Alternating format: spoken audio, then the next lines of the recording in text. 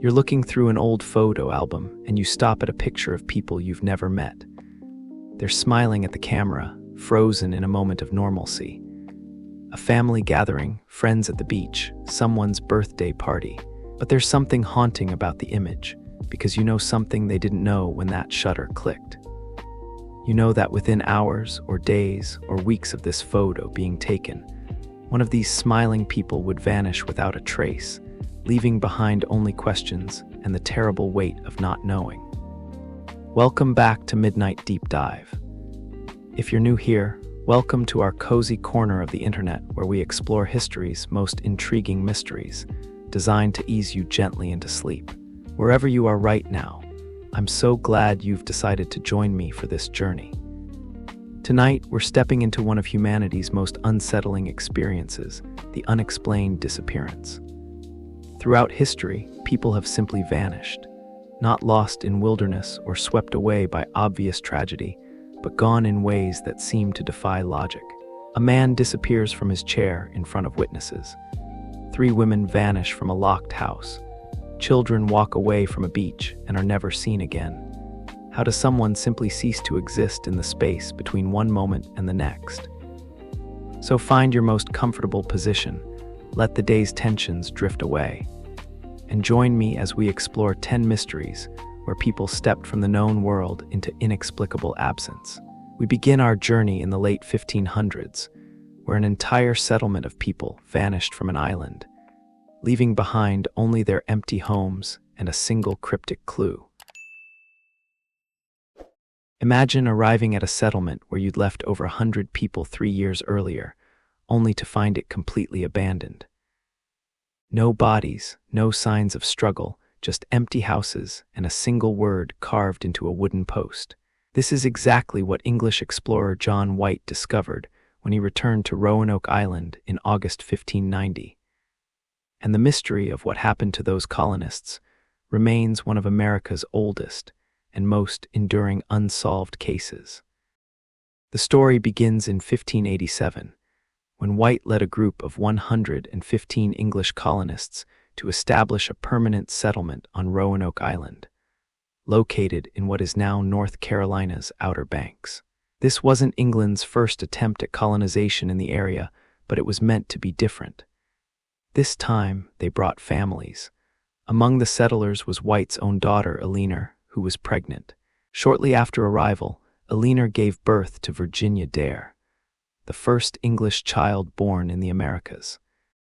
The colony faced challenges from the start. Supplies were limited, relations with local Native American tribes were tense following conflicts from previous expeditions, and the late summer arrival meant they'd missed the planting season. By late August, the colonists convinced White to return to England for supplies, despite his reluctance to leave his daughter and granddaughter. White agreed, promising to return as quickly as possible with the provisions they desperately needed. But history had other plans. When White arrived in England, he found a nation preparing for war with Spain. Queen Elizabeth had issued an order that no ships could leave port. Every vessel was needed for the defense against the Spanish Armada. White watched helplessly as months turned into years, unable to secure passage back to his family. He made several attempts to return, but delays, naval battles, and privateering ventures prevented him from reaching Roanoke. Finally, in August 1590, 3 years after he'd left, White managed to secure passage on a privateering expedition that agreed to stop at Roanoke. As his ship approached the island, the crew spotted smoke rising from the settlement, giving White hope that the colonists were signaling their return. But when they reached the shore, they found the settlement deserted. The houses had been dismantled in an orderly fashion, and the area was enclosed by a palisade that hadn't been there when White left. On one of the posts of this palisade, carved in capital letters, was the word CROATON. On a nearby tree, White found the letters CRO carved into the bark. These weren't random scratches, they were deliberate messages. Before leaving 3 years earlier, White had arranged with the colonists that if they needed to relocate, they should carve their destination into a tree. If they left under duress, they were to carve a Maltese cross above the name. There was no cross. Croatoan was the name of a nearby island, now called Hatteras Island, and also the name of a friendly Native American tribe led by Chief Manteo, who had traveled to England and converted to Christianity. The message seemed clear. The colonists had relocated to Croatoan Island. White desperately wanted to sail there immediately to search for his family, but a storm was approaching. The ship's captain, worried about losing his anchors and facing the dangerous weather, refused to make the journey. Despite White's pleas, they sailed away, leaving the mystery unsolved. White never returned to the Americas. He spent the rest of his life in Ireland, presumably haunted by the question of what happened to his daughter, granddaughter, and the other colonists. The Lost Colony, as it came to be known, became one of history's most intriguing mysteries. So what really happened to the Roanoke colonists? Over the centuries, numerous theories have emerged, each with its own evidence and adherents. The most benign explanation aligns with the carving they left behind, that the colonists integrated with the Croatoan tribe.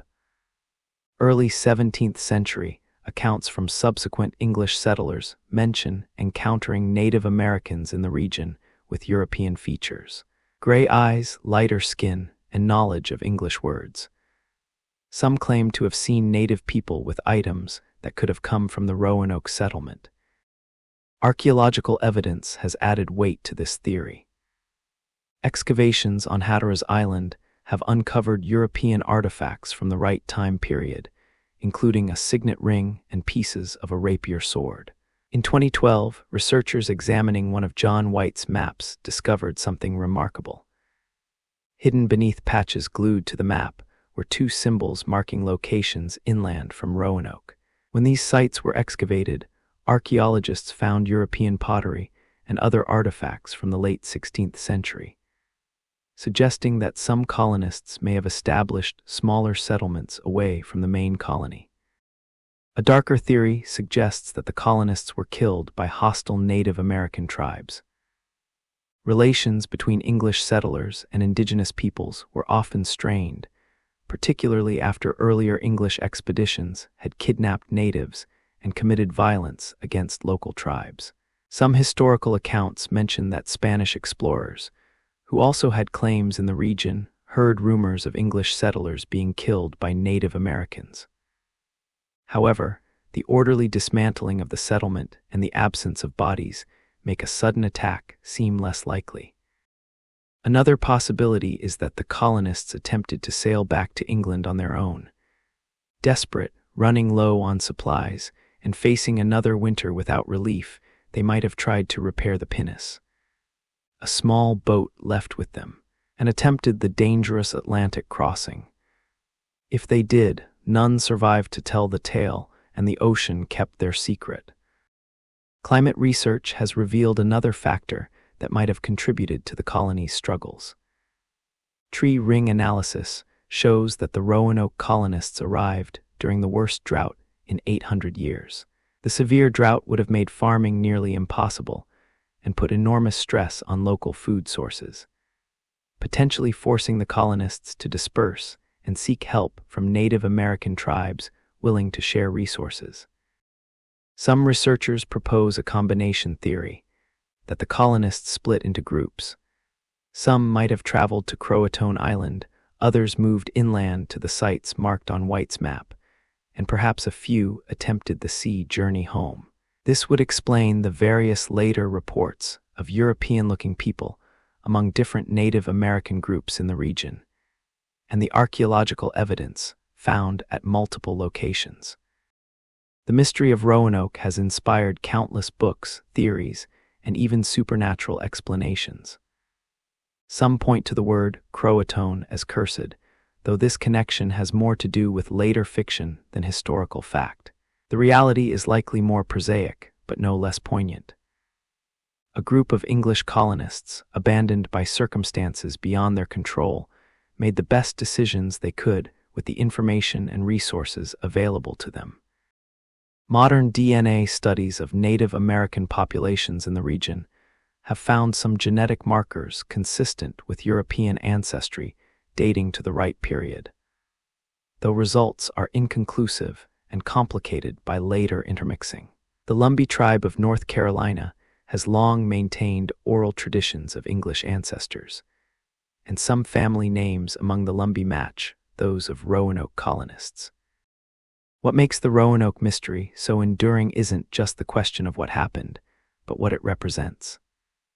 The fragility of colonial ventures, the courage of people who crossed an ocean to start new lives, and the way history can swallow entire communities, leaving behind only whispers and questions.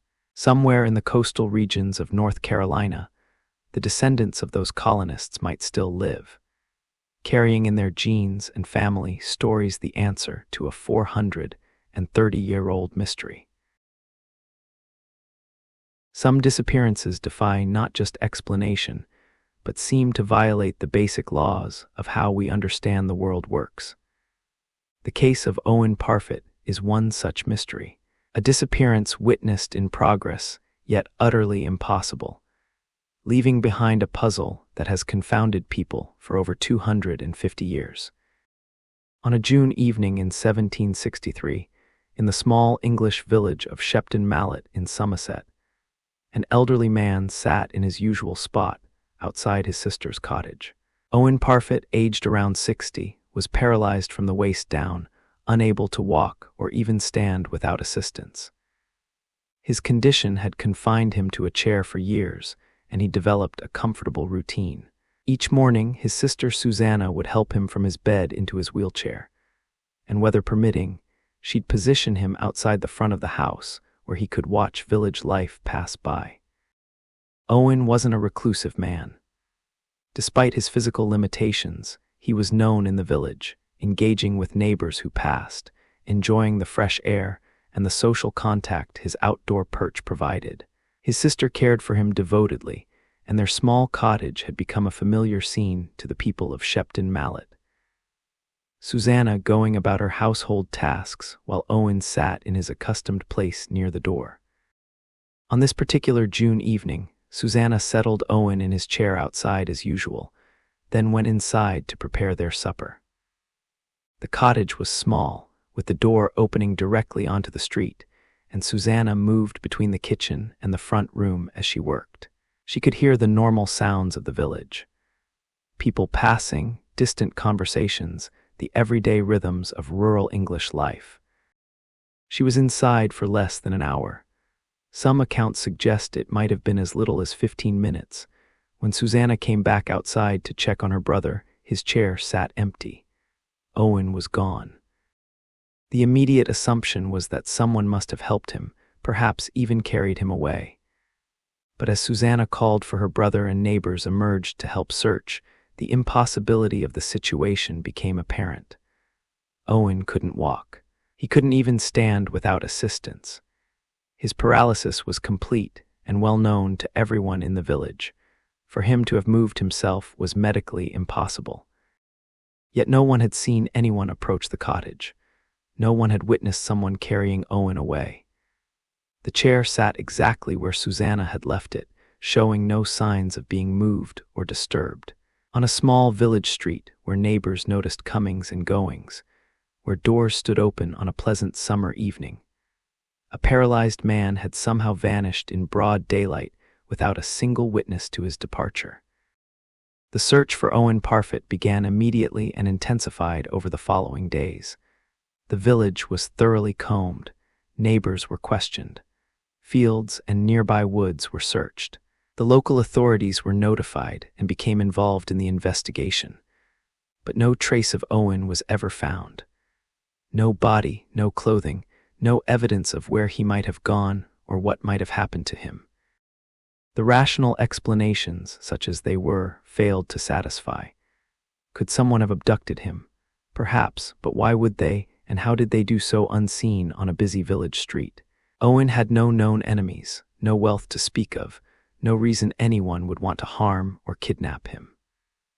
And the logistics of lifting a full-grown paralyzed man from his chair and carrying him away without being noticed by anyone stretched credibility. Could Owen have somehow moved himself? Medical knowledge in 1763 was limited, but the nature of Owen's paralysis was observable and consistent. He hadn't walked in years. His sister, who cared for him daily, would have known if he'd regained any mobility. Even if we imagined some miraculous sudden recovery, where would he have gone and why? And why would a man who'd shown no signs of wanting to leave suddenly abandon his sister and the security of his home? The supernatural explanations emerged quickly, as they often do when rational ones fail. Local folklore suggested that Owen had been taken by spirits or had somehow been transported to another realm. Some villagers whispered about witchcraft or demonic intervention. The church recorded the case, and while they offered prayers, they provided no answers. Modern researchers examining the case have proposed various theories. Some suggest that Owen might not have been as paralyzed as believed, that perhaps he had some mobility his sister didn't know about and had planned his own disappearance. But this requires imagining an elaborate deception maintained for years, and provides no explanation for where he went or how he survived afterward. Others propose that Owen might have been murdered, with his body moved and hidden so thoroughly that searchers never found it. But this theory struggles with the same problem as abduction. How did someone accomplish this unseen, and what possible motive could they have had? A few researchers have suggested that Owen might have been the victim of an early body-snatching operation. In the 18th century, the illegal trade in corpses for medical schools was beginning to develop. However, body snatchers typically targeted fresh graves, not living people sitting in village streets in daylight.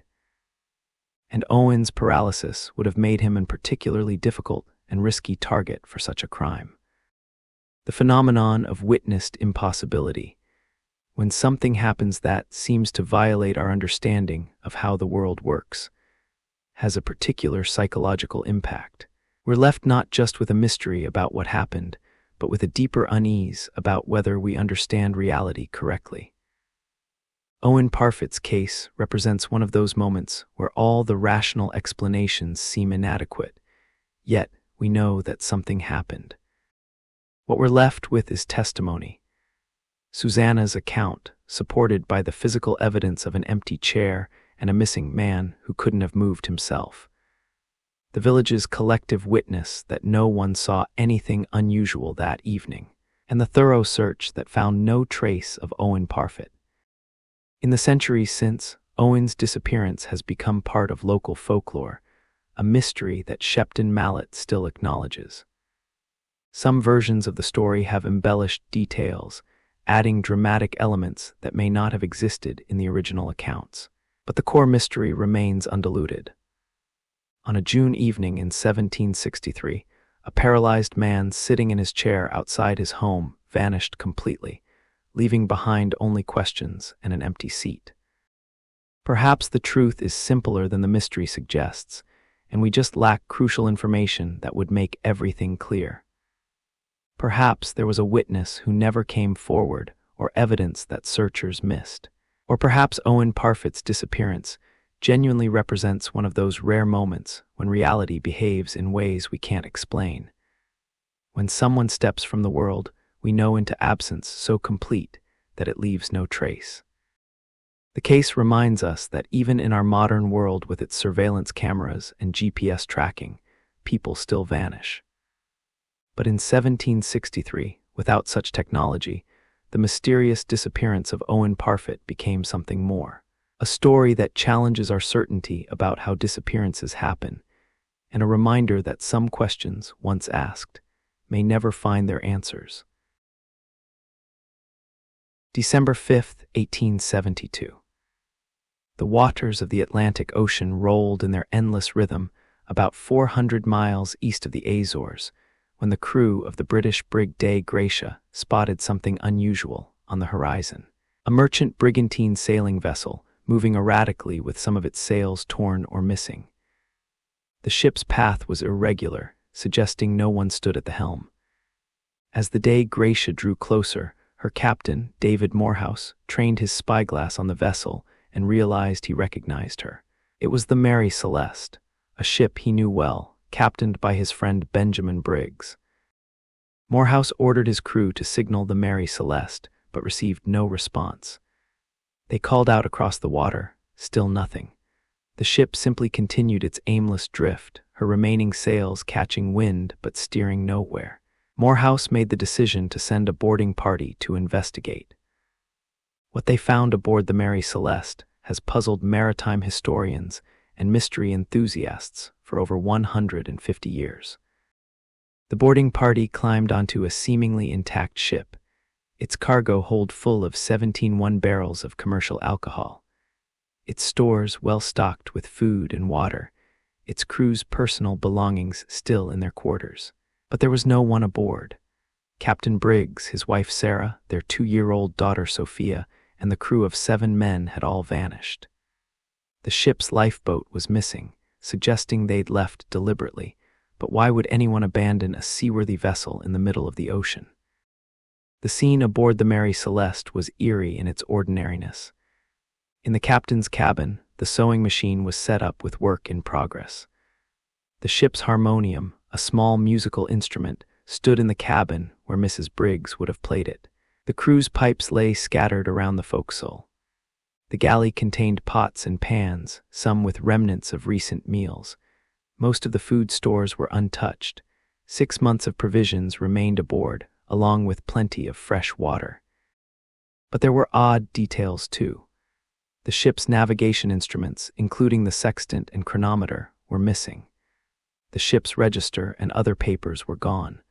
Only the ship's log remained, with the last entry dated November 25th, 9 days before the day Gracia found her. That entry, written in Captain Briggs' hand, was routine and gave no indication of distress. It simply noted their position near the island of Santa Maria in the Azores. One particularly strange detail caught the boarding party's attention. 9 of the barrels of alcohol in the cargo hold had been breached, though the cargo manifests showed they'd been sealed when loaded. The hold had about 3.5 feet of water in it, more than normal but not enough to endanger the ship. A section of the ship's railing was missing, and one of the pump mechanisms appeared damaged. When Morehouse's crew sailed the Mary Celeste to Gibraltar to claim salvage rights, they triggered one of the longest-running maritime investigations in history. The Vice Admiralty Court convened to hear the case, and their inquiry revealed more puzzling details. The ship's compass was damaged, the forward hatch was open, and there were marks on the deck and cabin walls that some initially thought might be blood, though later analysis showed they were simply rust stains and other innocuous marks. The Mary Celeste had left New York on November 7, 1872, bound for Genoa, Italy. Captain Briggs was an experienced sailor from a seafaring family, known for his competence and good judgment. He'd brought his wife and daughter on this voyage, planning to show young Sophia something of the world. The crew he'd assembled were experienced seamen with good reputations. Nothing about the setup suggested this voyage would end in mystery. So what happened? Over the years, theories have ranged from the plausible to the wildly speculative. Let's examine what researchers and maritime experts have proposed. The most dramatic theory involves piracy or mutiny, with the crew murdering Captain Briggs and his family before making off with valuables in the lifeboat. But this theory has significant problems. Nothing of value was missing except the navigational instruments, which would be useless without the ship itself. The cargo of alcohol was intact and could have been sold for profit, and there was no evidence of violence aboard the ship. No blood, no signs of struggle, no damage that would suggest combat. Underwater earthquake or seaquake represents another theory. These events can create massive disturbances in the ocean that might convince a crew their ship was in danger of breaking apart, even when it was structurally sound. If a powerful seaquake struck near the Mary Celeste, the crew might have panicked and abandoned ship, thinking it was sinking or about to break up. But seaquakes powerful enough to cause such panic usually leave more evidence of their passage.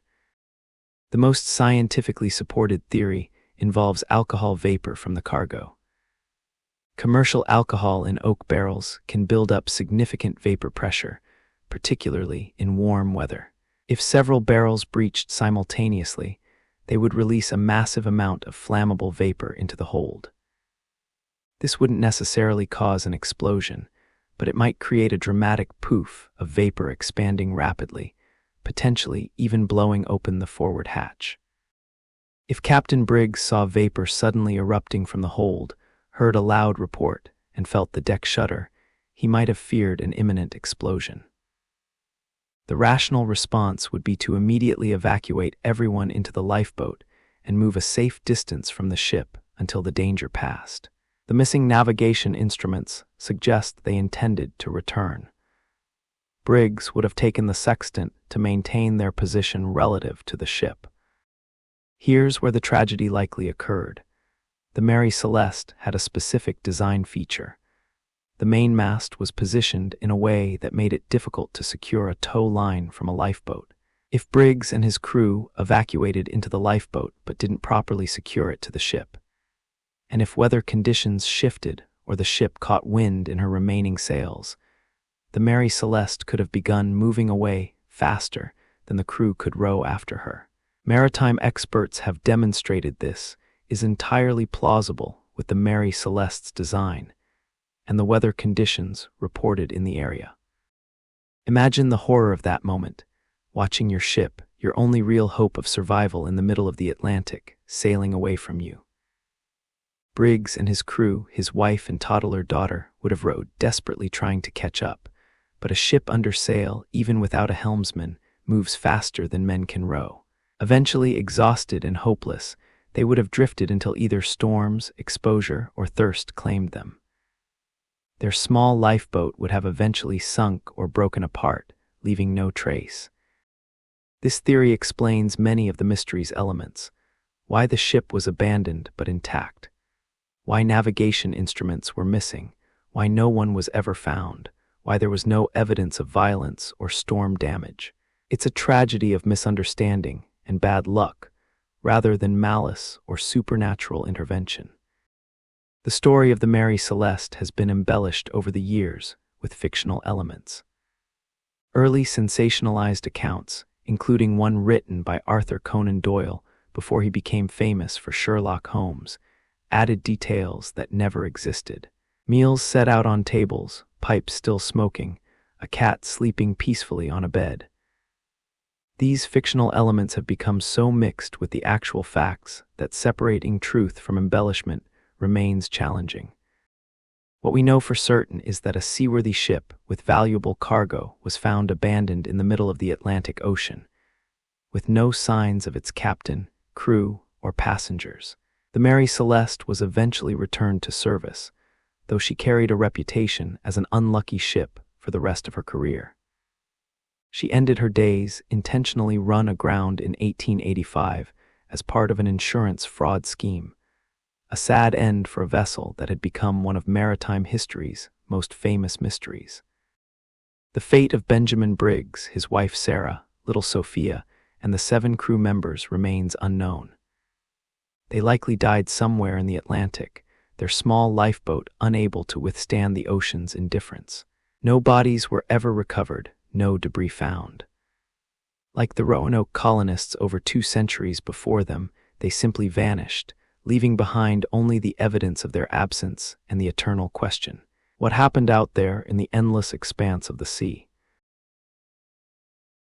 The Flannan Isles rise from the North Atlantic like the broken teeth of some ancient giant, a cluster of small, rocky islands west of Scotland's Outer Hebrides. Harsh, remote, and battered by ferocious storms, they're an unlikely place for human habitation. Yet in 1899, the Northern Lighthouse Board completed construction of a lighthouse on Eilean Moor, the largest of the Flannan Isles, to warn ships away from these treacherous rocks. Within a year, that lighthouse would become the center of one of Scotland's most enduring mysteries. 3 men staffed the Flannan Isles lighthouse in December 1900. The principal keeper was James Duckett, an experienced lighthouse man with years of service. Thomas Marshall served as second assistant and Donald MacArthur as the occasional keeper. But MacArthur had requested leave for the Christmas period, so William MacArthur took his place temporarily. These men lived in isolation on the island, their only contact with the outside world coming when the relief boat arrived with supplies and mail every few weeks. On December 15, 1900, the steamer Archtor passed the Flannan Isles during a fierce storm and noted that the lighthouse was dark. This was unusual and concerning. Lighthouse keepers took their duties seriously, and failing to light the lamp endangered ships. However, the weather was so severe that the Archtor's captain couldn't investigate further. He reported the dark lighthouse when he reached port, but storms prevented any relief vessel from reaching the island for days. On December 26th, the relief vessel Hesperus, captained by James Harvey, finally managed to approach Eilean Moor. The lighthouse should have been staffed by 3 keepers, Duckett, Marshall, and MacArthur. As the Hesperus drew close, Captain Harvey expected to see the keepers waiting at the landing platform to help secure the boat and unload supplies. But the landing was empty. The crew fired flares and blew the ship's horn. No one appeared. Joseph Moore, a lighthouse keeper who was coming to the island for his rotation, was sent ashore with crew members to investigate. What Moore found disturbed him deeply. The lighthouse door was closed but unlocked. Inside, everything seemed normal but eerily still. The clock on the wall had stopped. The kitchen table was set for a meal, but the food was gone. In the living quarters, 2 sets of oilskins, waterproof coats worn by keepers when working in bad weather, hung on their pegs, but the 3rd set was missing. The lighthouse's log provided even more unsettling details. The entries, written in Duckett's neat hand, were routine up until December 12th. Then something changed. On December 12th, the log recorded severe winds, worse than anything Duckett had experienced in his 2 decades of lighthouse service. He noted that all 3 men had been required to secure equipment on the island. The log mentioned Marshall being silent and withdrawn, and MacArthur crying. The entry for December 13th recorded that the storm was still raging, that Marshall had been praying, and that Duckett himself was experiencing strange feelings of dread. On December 14th, the log noted that the storm was finally over, the damage was being assessed, and all 3 men were still shaken. But December 15th, the day the Archtor saw the lighthouse dark, had no entry at all. Moore and the relief crew searched the entire island. They found damage to the landing platforms and equipment consistent with severe storms. The West Landing, usually protected from Atlantic storms, had been particularly affected. Iron railings were twisted, a large boulder had been displaced, and equipment stored well above the normal high water mark had been damaged or washed away. Whatever storm had hit the island had been extraordinarily powerful. But there was no sign of the 3 keepers, no bodies, no evidence of where they'd gone or what had happened to them. The lighthouse lamp was prepared and ready to light. The keepers hadn't simply neglected their duties, but they'd vanished completely. The official investigation concluded that the keepers had been swept away by a massive wave while trying to secure equipment at the West Landing. This would explain the missing 3rd set of oilskins. 1 keeper was already outside in bad weather, and the other 2 had gone to help him. A rogue wave, perhaps generated by the severe storms, could have swept all 3 men into the sea before they could react. This explanation is plausible and matches most of the evidence. The Flannan Isles are exposed to some of the most powerful waves in the North Atlantic. Rogue waves, massive waves that appear without warning, can reach heights of 80 feet or more and carry enough force to sweep heavy equipment off rocks. 3 men caught on the landing platform by such a wave would have had no chance of survival. But elements of the mystery don't quite fit this tidy explanation. Why would all 3 keepers have left the lighthouse at once? Regulations required that at least 1 keeper remain inside at all times, precisely to prevent this kind of tragedy. If two men were in trouble at the landing, the third should have been raising the alarm, not joining them outside. And what about those strange log entries describing Marshall's silence, MacArthur's tears, and Duckett's own uncharacteristic dread? Experienced keepers weren't men who frightened easily, yet the log suggests all three were deeply disturbed by something. Was it simply the severity of the storm, or had something else happened to unsettle them? Some researchers have questioned whether the last log entries were even genuine. The entries for December 12th to 14th describe weather conditions that don't match reports from other weather stations and passing ships in the area. Those sources reported rough seas, but nothing exceptional for December in the North Atlantic. Could someone have falsified or misread those log entries after the fact? The missing clock is another odd detail. The stopped clock suggests it had been wound down and allowed to stop, rather than breaking due to some external cause. Did the keepers know they were leaving the lighthouse for some reason? If so, why, and where did they think they were going? Over the decades, more elaborate theories have emerged.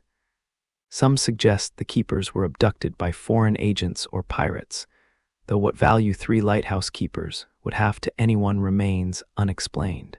Others invoke supernatural explanations, that the keepers encountered something on that remote island that drove them to flee, or that took them against their will. Local legend suggests the Flannan Isles are haunted, a belief that predates the lighthouse construction. Ancient stories speak of spirits and phantom islands that appear and disappear in the mist. Some tales warn that the islands are home to beings that don't welcome human presence. These folklore elements have become intertwined with the mystery, adding layers of atmosphere, if not actual explanation.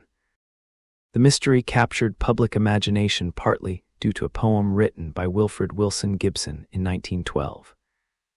His poem, Flannan Isle, imagined the relief keepers' experience discovering the empty lighthouse, adding dramatic details that weren't part of the actual case. Lines like, "Yet, as we crowded through the door, we only saw a table, spread for dinner, meat and cheese and bread," have become so associated with the mystery that many people believe these details are factual, rather than poetic invention. The truth is likely simpler, but no less tragic. Three experienced men, facing harsh Atlantic weather on an isolated rock, probably made a decision that seemed reasonable at the time, but proved fatal. Perhaps they saw equipment breaking loose that they thought they could quickly secure. Perhaps they misjudged the sea conditions or were caught by a wave larger than they expected. The ocean kept their bodies, leaving behind only an empty lighthouse and questions that have echoed for over a century. The Flannan Isles Lighthouse continued operation with new keepers, though it gained a reputation as an unlucky posting. It was automated in 1971, removing the need for resident keepers. Now the lighthouse stands alone again, its lamp turning through the nights, warning ships away from rocks that claimed 3 lives over a century ago. And on stormy winter nights, when Atlantic waves crash against those ancient stones, it's easy to imagine the terror of those final moments when 3 men realized too late that they'd ventured too close to the edge of the world. Christmas Eve, 1945. In the small town of Fayetteville, West Virginia, the Sodder family was settling in for the night after holiday celebrations. George and Jenny Sodder had 9 of their 10 children home. Marion, aged 17, was already married and living elsewhere. The house was full of the warm chaos typical of large families during the holidays. The younger children, Morris 14, Martha 12, Louis 10, Jenny 8, and Betty 6, had stayed up later than usual for the Christmas Eve festivities. The oldest children still at home, John 23, George Jr. 16, and Sylvia 13, helped settle the younger ones before finding their own places to sleep.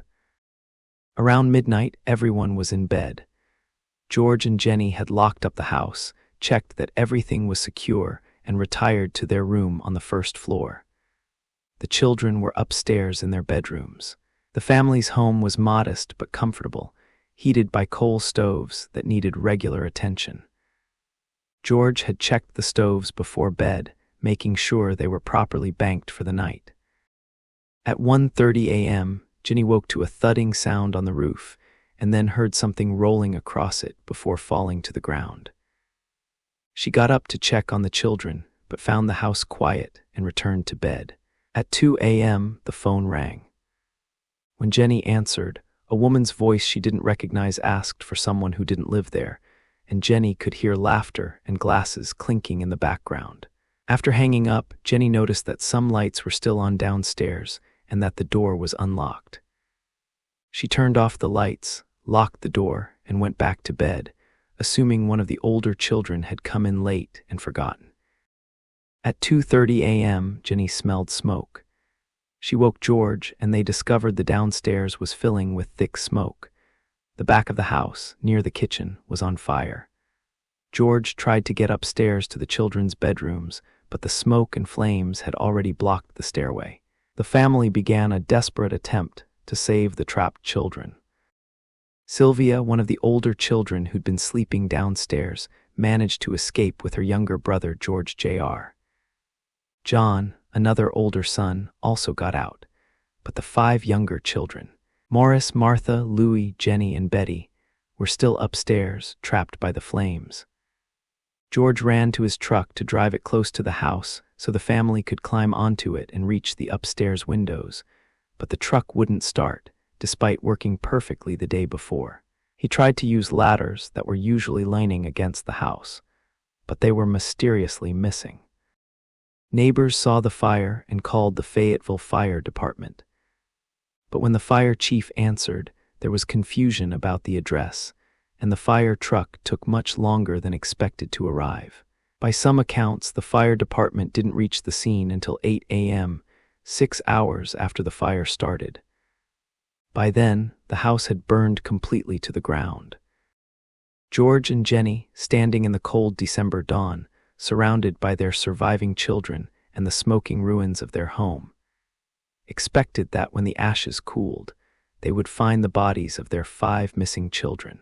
It was an unbearable thought, but at least they would be able to bury them properly, to give them a funeral, to have some closure to this nightmarish Christmas.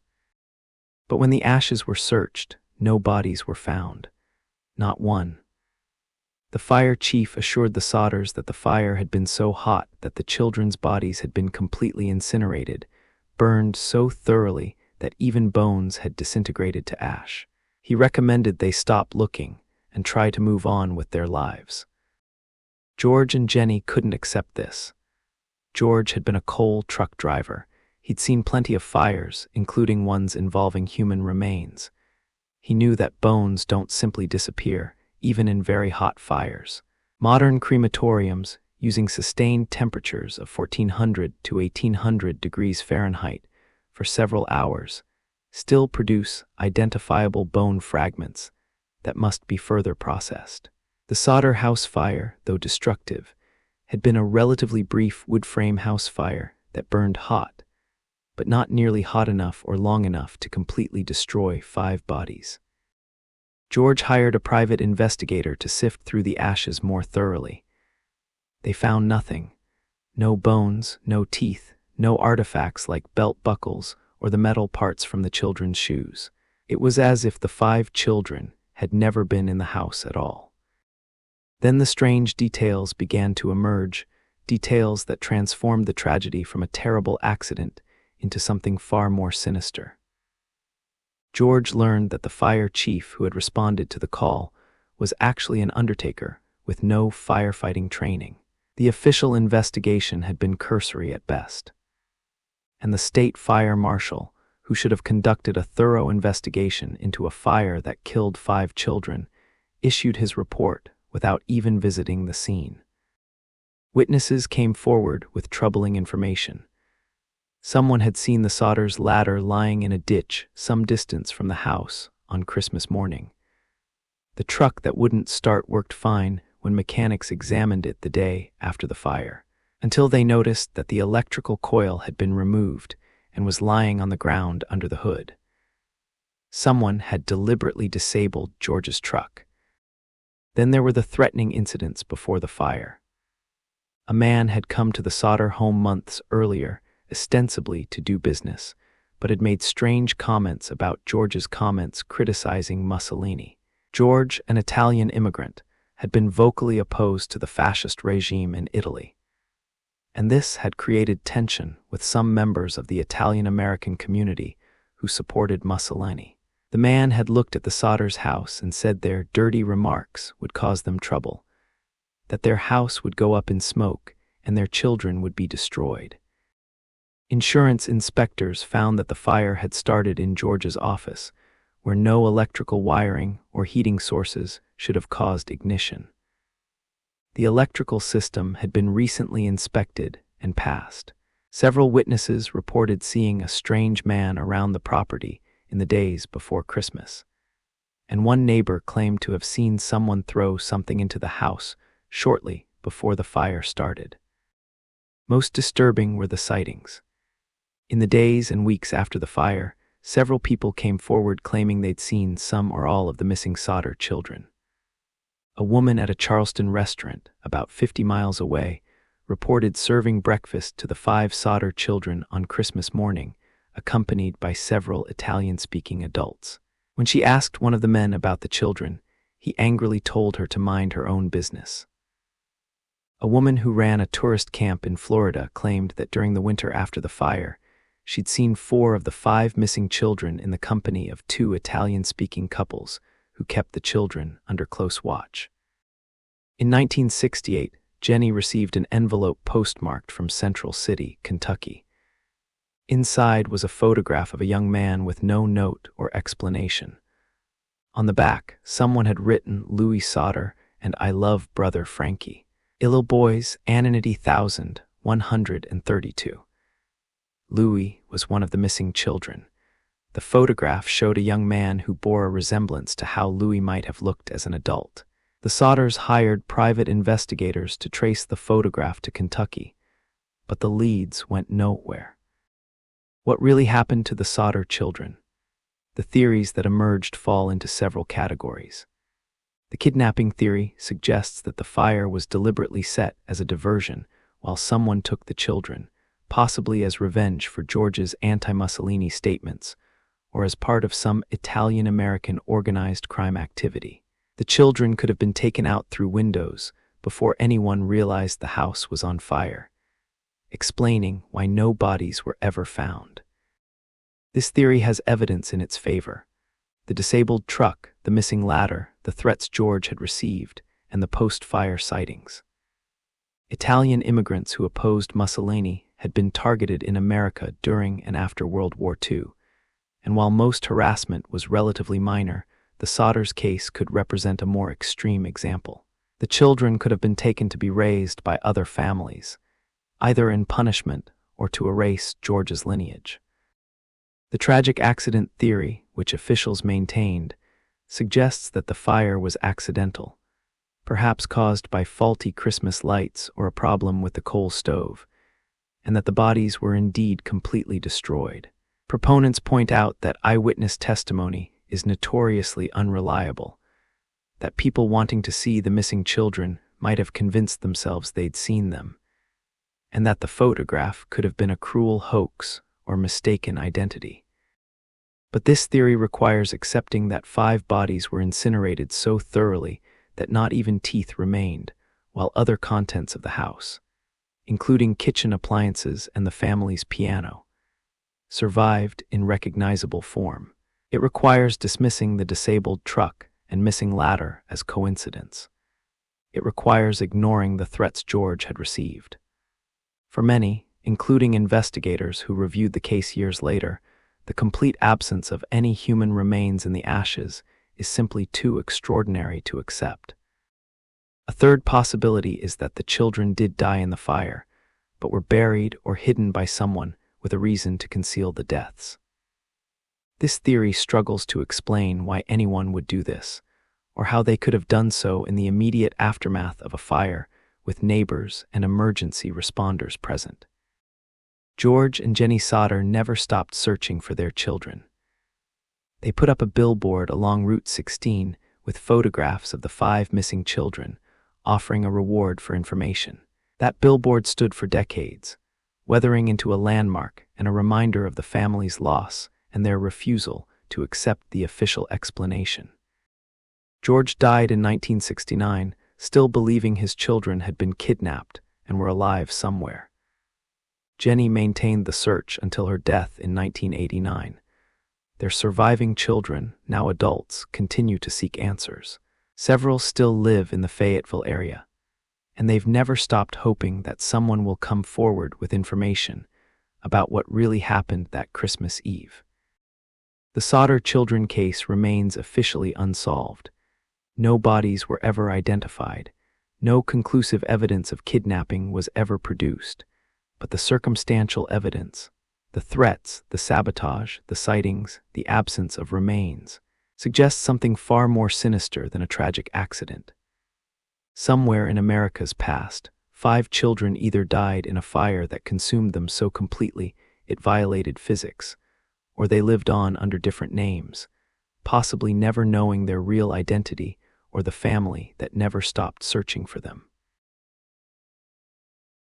There's a region in southwestern Vermont, roughly centered around Glastonbury Mountain, where something strange seems to happen.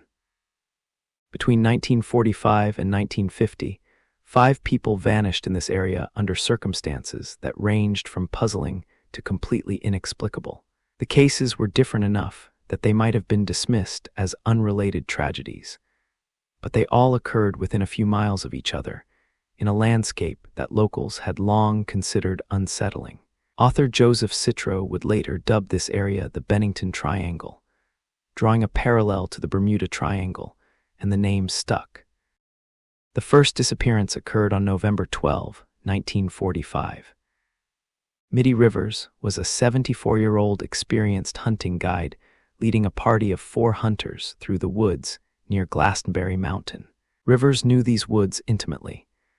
He'd guided hunting parties through them for years and could navigate the trails in any weather. On this particular day, the party was heading back to their camp when Rivers, who was walking slightly ahead, simply vanished. The other hunters realized Rivers was missing within minutes. They immediately began searching and calling for him. The area where he'd disappeared wasn't particularly challenging terrain, and visibility was good. Rivers had been just a few yards ahead of them, and then he was gone. The hunters organized a search that grew to include state police and volunteer search parties. They found no trace of Rivers, no signs of a struggle, no tracks leading away from the trail, nothing to indicate where he might have gone. His body was never found. The second disappearance happened on December 1, 1946. Paula Weldon, an 18-year-old sophomore at Bennington College, told her roommate she was going for a walk on the long trail, a hiking path that runs through the area. She was seen by several witnesses walking along the trail, wearing a distinctive red parka that made her easy to spot. One witness, who was just a few hundred yards behind her on the trail, watched Paula walk around a rocky outcropping and simply vanish. When the witness reached the same spot moments later, Paula was gone. A massive search was organized, one of the largest in Vermont's history at that time. Over 1,000 people combed the area, including police, volunteers, FBI agents, and even a psychic who was brought in when conventional search methods failed. Despite all these efforts, not a single trace of Paula Weldon was ever found. No clothing, no personal items, nothing. An experienced hiker had vanished on a well-traveled trail in the middle of the day, seen by multiple witnesses, and then simply ceased to exist. The third disappearance was particularly tragic because it involved a young child. On December 1, 1949, exactly 3 years after Paula Weldon vanished, James E. Tedford was returning to the Bennington soldiers' home on a bus from St. Albans, Vermont. Multiple witnesses, including the bus driver and other passengers, confirmed that Tedford was on the bus as it made its way toward Bennington. He was sleeping in his seat, and his belongings were in the luggage rack above him. When the bus arrived in Bennington at its last stop, Tedford was gone. His luggage was still in the rack, his belongings were still on the seat, but Tedford himself had vanished. The bus had made several stops along the route, but no one had seen Tedford get off. He'd simply disappeared from a moving bus, leaving behind his possessions and not a single witness to his departure. The fourth case involved an 8-year-old boy named Paul Jepson. On October 12, 1950, Paul was playing in the yard while his mother was tending to her pigs. She checked on him frequently. She'd last seen him just minutes before she realized he was gone. Paul was wearing a red jacket, making him highly visible in the autumn landscape. An immediate search was organized, with bloodhounds brought in to track the boy's scent. The bloodhounds picked up Paul's scent and followed it along a road, then onto the long trail. The same trail where Paula Weldon had vanished 4 years earlier. At a certain point on the trail, the dogs lost the scent completely. It didn't fade gradually, as it might if Paul had simply walked beyond the range of their tracking ability. It stopped abruptly, as if Paul had been lifted off the ground at that exact spot. Despite extensive searches, Paul Jepson was never found. The fifth and final disappearance in this cluster occurred on October 28, 1950, just 2 weeks after Paul Jepson vanished. Frietta Langer, a 53-year-old experienced hiker, was on a hiking trip near Glastonbury Mountain with her cousin. They were following a familiar trail when Frietta slipped and fell into a stream, getting muddy and wet. She told her cousin she was going to head back to their camp to change clothes and would return shortly. The camp was only a short distance away, and Frietta knew the trail well. When Frietta didn't return, her cousin went back to camp to find her, but Frietta never arrived. A search party was immediately organized. Over the next few days, hundreds of people searched the area, including police, volunteers, and military personnel. They found nothing. Frietta Langer had vanished on a short walk through terrain she knew well, in daylight, with clear weather. 7 months later, in May 1951, Frietta's body was finally found in an area that had been thoroughly searched multiple times. Her body was in such an advanced state of decomposition that the coroner couldn't determine a cause of death. The location where she was found, an obvious open area near where she'd disappeared, had been searched repeatedly, and numerous people were certain she hadn't been there during the initial searches. How she ended up there, and what happened during the 7 months between her disappearance and discovery, remains a mystery. What connects these 5 disappearances? The geographic clustering is the most obvious factor. All occurred within a few miles of each other, centered on Glastonbury Mountain and the Long Trail. 4 of the 5 people were never found, and the one who was found provided no answers. Several of the disappearances involved people simply vanishing while being observed or while on well-traveled paths in good conditions. The area itself has a reputation for strangeness that predates these disappearances.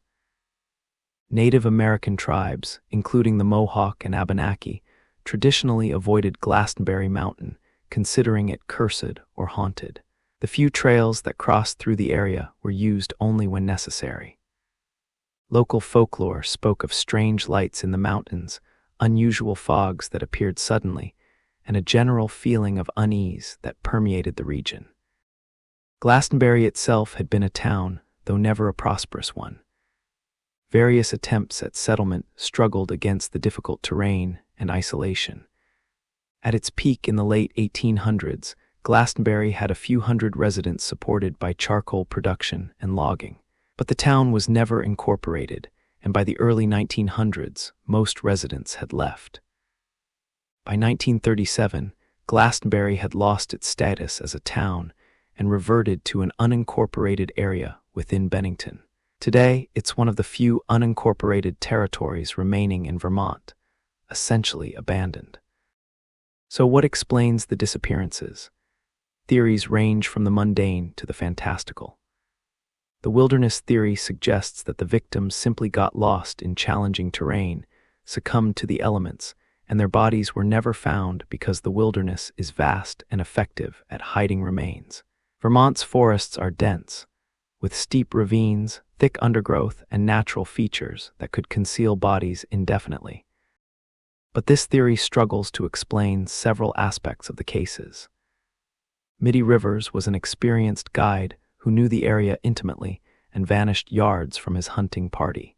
Paula Weldon disappeared on a well-marked, heavily traveled trail in the middle of the day. James Tedford vanished from a bus. These aren't cases of people getting lost in wilderness. They're cases of people vanishing from situations where getting lost shouldn't have been possible. The serial killer theory proposes that a predator was operating in the area during this period, targeting vulnerable people. This would explain the clustering of disappearances and the lack of bodies. A killer could have disposed of remains in ways that prevented discovery. Vermont does have a history of at least one serial killer, though he operated much later, and his victims don't match the Bennington Triangle cases. This theory has problems too. The victims were quite different: an elderly man, a college student, a middle-aged veteran, a young child, and a mature hiker. The circumstances varied wildly, from wilderness trails to a bus to a residential yard. A serial killer typically has a victim type and method. The Bennington Triangle cases don't fit typical serial killer patterns. More exotic theories involve everything from paranormal phenomena to interdimensional portals. Some point to local legends of Native American curses or spirits that inhabit the mountain. Others suggest that the area has some quality, geological, magnetic, or otherwise, that creates conditions where people can simply vanish. These theories are impossible to prove or disprove and rely on mechanisms that science doesn't currently recognize. The truth might be more prosaic, but no less tragic. Perhaps these cases, despite their clustering, are simply unrelated tragedies that occurred in the same general area by coincidence. Vermont's wilderness can be dangerous, and people do go missing in forests. Weather can change rapidly, people can become disoriented, accidents can happen quickly, and bodies can be incredibly difficult to find in dense forest and mountainous terrain. But the witnesses make simple wilderness tragedy hard to accept.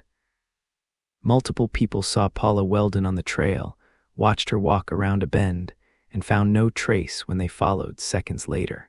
Bus passengers confirmed James Tedford was on the bus, sleeping in his seat until he wasn't. Paul Jepson was playing in his yard under his mother's supervision, visible in his red jacket, until he vanished. The Bennington Triangle disappearances remain officially unsolved. The area has gained a reputation as dangerous and mysterious, though whether this reputation is earned or simply the result of coincidence and human pattern-seeking is debatable. Hikers still use the long trail, though some report feelings of unease in certain sections. Glastonbury Mountain stands silent, its forests keeping whatever secrets they hold. For the families of the disappeared, there was never closure. 4 of the 5 victims were never found, leaving loved ones in permanent limbo, unable to bury their dead or even confirm with certainty that they were dead. The one body that was found, Frieda Langer's, raised more questions than it answered. How did she end up in a place that had been thoroughly searched? What happened during those 7 months? Why couldn't the coroner determine a cause of death? These questions echo through the years, unanswered. Somewhere in the forests of southern Vermont, in the shadow of Glastonbury Mountain, 5 people stepped from the known world into mystery. Whether they met with mundane tragedy, fell victim to human evil, or encountered something stranger, the wilderness keeps its silence, and the Bennington Triangle maintains its reputation as a place where people vanish, leaving behind only questions and the whisper of their names in the wind. In the autumn of 1890, a Frenchman living in England prepared to travel to America to patent and demonstrate an invention that would change human culture forever. Louis-Aimé Augustin Le Prince had developed a camera that could capture moving images and project them for viewing. The world's first motion picture camera. He'd successfully filmed short scenes around Leeds, England, including what are now recognized as the earliest surviving films ever made. His invention worked, and he was ready to show it to the world. But before he could claim his place in history, Louis Le Prince vanished without a trace, and the mystery of what happened to him remains unsolved 135 years later. Louis Le Prince was born in Metz, France in 1841 into a family of artists and professionals. He studied chemistry and physics in Paris, where he became fascinated by the emerging field of photography. In 1866, he married Elizabeth Whitley, daughter of a wealthy English industrialist, and the couple settled in Leeds, where Le Prince worked on various photography and technical projects while raising their family. By the 1880s, many inventors were working on the problem of capturing motion on film. Photography could freeze a single moment in time, but human vision and experience were continuous. Various devices like the zoetrope created illusions of motion by rapidly displaying sequential still images. But no one had successfully captured real motion and projected it for viewing. This was the challenge Le Prince set himself to solve. Le Prince's breakthrough came in 1888.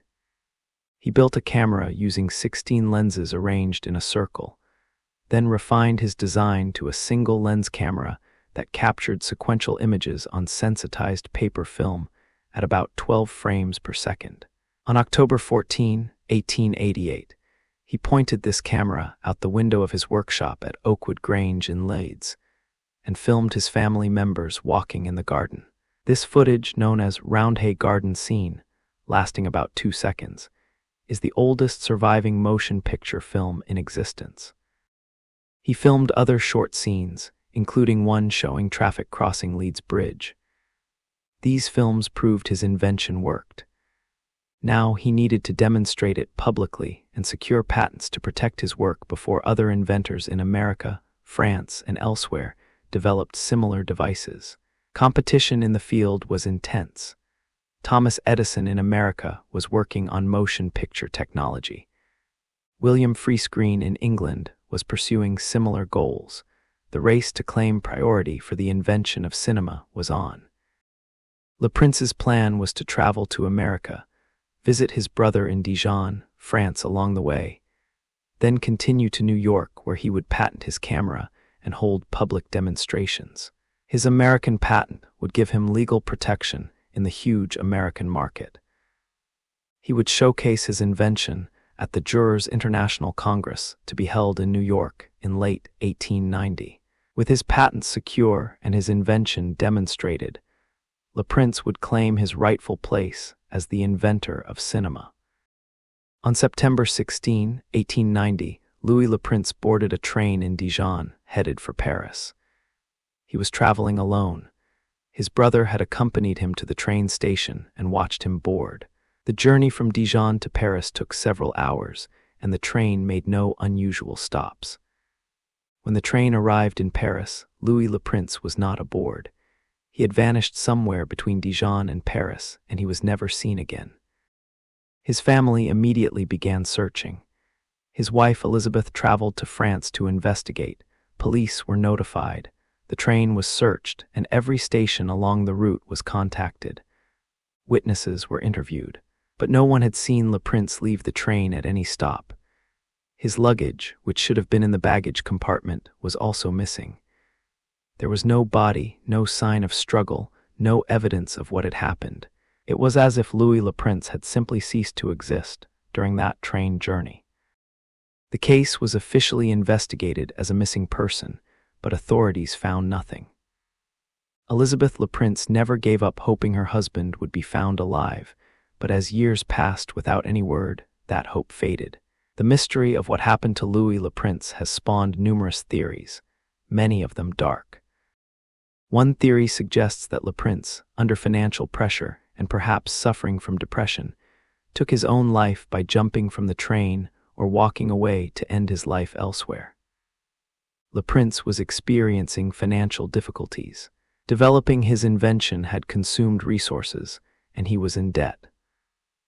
But against this theory, his family insisted he'd been optimistic about the upcoming American trip and the prospect of finally profiting from his invention.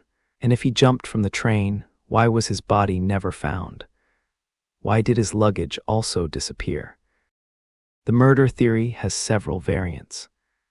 One proposes that Le Prince was killed by his brother or other family members over inheritance disputes. But his brother had waved goodbye at the train station with witnesses present and had no obvious motive. Another variant suggests he was killed by business rivals who wanted to steal his invention or prevent him from patenting it. Thomas Edison, who would later become famous for motion picture technology, is sometimes named in these theories. Edison certainly had motive. If Le Prince successfully demonstrated and patented his camera in America, Edison's own motion picture work would be secondary. Edison was known to be litigious and protective of his inventions and business interests. Some researchers have suggested that Edison or his associates might have arranged Le Prince's disappearance to eliminate competition. However, there's no direct evidence connecting Edison to Le Prince's vanishing, and such a conspiracy would have required extensive planning and coordination that seems unlikely. A third murder theory involves the French government or military intelligence. Le Prince had skills in chemistry and physics that might have had military applications, and some historians suggest he might have been recruited or kidnapped for covert work. But this theory struggles to explain why the French government would need to disappear Le Prince, rather than simply recruiting him openly, and why they would do so on a train where the disappearance would attract attention. The voluntary disappearance theory suggests that Le Prince chose to vanish for personal reasons, perhaps to escape debts, perhaps to start a new life elsewhere, perhaps because of some scandal or personal crisis his family didn't know about. A few alleged sightings of Le Prince in America after 1890 have been reported, but none were confirmed.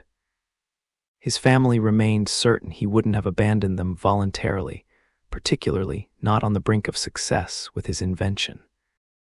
The accidental death theory proposes that Le Prince left the train at some point during the journey, either intentionally or by accident, and met with an accident that killed him in a way that prevented body identification.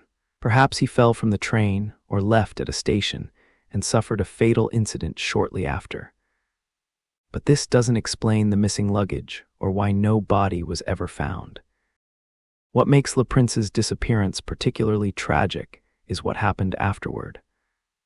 Without Le Prince to demonstrate his invention and defend his patents, his place in history was claimed by others. Thomas Edison introduced his kinetoscope in 1891 and held public demonstrations of motion pictures in 1893. The Lumiere brothers in France held the first public film screening in 1895. These later inventors received credit for creating cinema, while Le Prince's earlier work was forgotten. Elizabeth Le Prince fought for years to get her husband's invention recognized. She testified in patent disputes, showed his surviving films, and argued that Le Prince had invented motion pictures before Edison or the Lumieres. But without Le Prince himself present to demonstrate his device and defend his work, his priority claim was difficult to establish legally. Edison's patents held, and he profited enormously from the motion picture industry, while Le Prince's family received nothing. The story takes an even darker turn. In 1902, Le Prince's son Adolphe was set to testify in a patent case that might have established his father's priority in inventing cinema. 2 days before he was scheduled to appear in court, Adolphe Le Prince was found shot dead on Fire Island, New York. The death was ruled a suicide, though family members suspected foul play. With both Louis and Adolphe gone, the Le Prince family's fight to establish Louis' place in film history became even more difficult. Modern researchers examining Le Prince's surviving films and equipment have confirmed that his invention worked and predated other motion picture devices. His Roundhay Garden scene from 1888 is now recognized as the oldest surviving film. In recent years, Le Prince has been increasingly acknowledged as a crucial figure in cinema's invention. Though Edison and the Lumieres still tend to receive primary credit in popular understanding. But the mystery of what happened to Louis Le Prince on that train in 1890 remains unsolved. Various researchers have investigated the case, looking at police records, railway documents, and family papers. Some have suggested that modern DNA analysis might identify remains, if any were ever recovered and stored. But no such remains have been located. The most likely explanation, as unsatisfying as it is, might be the simplest. That Le Prince, exhausted from his work and stressed about finances and competition, suffered some form of medical crisis on the train, left the train disoriented, and died in circumstances that prevented identification. His luggage could have been stolen opportunistically. His body could have been buried in a pauper's grave under an unknown name or never recovered at all. Or perhaps the darker theories hold truth. Perhaps business rivals, seeing the threat Le Prince's invention posed to their own efforts, arranged his removal. Perhaps the train journey provided an opportunity for murder that seemed too good to pass up. Perhaps Louis Le Prince was killed so that others could claim credit for inventing cinema and reap the financial rewards that would follow. We may never know. What we do know is that a brilliant inventor, on the brink of changing human culture forever, vanished on a train journey in France in 1890. His invention was stolen by history, his name forgotten for decades, and his fate remains a mystery. Somewhere in the past, Louis Le Prince stepped onto a train in Dijon and disappeared from the world, leaving behind only questions, a grieving family, and a few seconds of flickering images that prove he was there. He created something remarkable, and he vanished before he could claim his place in history. The morning of June 7, 1992, in Springfield, Missouri, should have brought the excitement of new beginnings. Cheryl Levitt's daughter, Suzanne Streeter, had just graduated from high school the night before, and the house should have been full of the happy chaos of post-graduation celebration. Instead, when friends arrived at the house that Sunday morning, they found a scene of eerie normalcy. Except that Cheryl, Suzanne, and Suzanne's friend Stacy McCall had vanished without a trace. This case, known as the Springfield Three, remains one of Missouri's most baffling unsolved disappearances. Let's understand who these three women were. Cheryl Levitt, age 47, was a hairstylist who operated a salon from her home. By all accounts, she was a loving mother, professional in her work, and well-liked in the community. Her daughter Suzanne, 19, had just graduated from Kickapoo High School. Suzanne was described as bright, friendly, and excited about her future. She'd spent graduation night celebrating with friends, including 18-year-old Stacy McCall, who was also a recent graduate. The two young women had been friends for years. After graduation ceremonies and parties on the night of June 6th, Suzanne and Stacy had originally planned to stay at another friend's house. But that house became crowded with other celebrating graduates, so the two girls decided to go to Suzanne's house instead. They arrived at the Levitt home on East Delmer Street around 2 a.m. on June 7th. Cheryl was already home, likely asleep. The house was quiet. The neighborhood was peaceful. Nothing seemed amiss. When Stacy's mother called Cheryl's house around 8 a.m. to check on the girls, there was no answer. This was mildly concerning, but not alarming. Teenagers who'd been out celebrating might sleep late. But when Suzanne's friends arrived at the house around 10:30 a.m. to pick up the girls for a planned trip to a water park, they found something strange. The door was unlocked. The friends entered and called out for Cheryl, Suzanne, and Stacy, but received no response. The house appeared normal at first glance. The women's cars were parked outside. Cheryl's and Suzanne's vehicles were both in the driveway. Personal belongings were inside: purses, money, jewelry, and identification. Suzanne's and Stacy's clothing from the graduation party was neatly folded on a chair. The beds appeared to have been slept in. But there were odd details. The glass globe covering the porch light had been removed and broken, with the pieces scattered on the porch. The family dog, which usually barked at visitors, was inside and seemed stressed but unharmed. Most disturbingly, when the friends checked the answering machine, it had messages waiting, but someone had deleted them. The friends, thinking they might be tidying up, actually erased the messages themselves, not realizing they might be destroying crucial evidence. When the three women didn't appear and couldn't be reached, friends finally called the police around 2:30 p.m., nearly 4 hours after first arriving at the house. By the time police arrived, the crime scene had been severely compromised. Multiple friends had walked through the house. Some had tidied up thinking they were being helpful. The answering machine messages were gone, and potential evidence had been disturbed or removed. Police investigation revealed more troubling details. There were no signs of a break-in. The door had been unlocked, suggesting either the women had left it that way or someone had a key. There was no evidence of a struggle inside the house.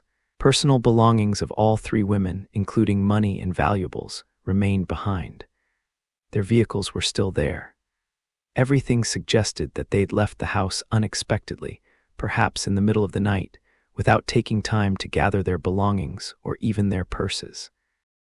But why would three women leave a house in the middle of the night without their belongings? And where would they go?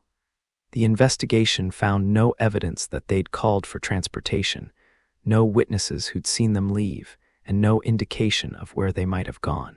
It was as if they'd simply vanished from inside the house. The phone calls added another layer of mystery.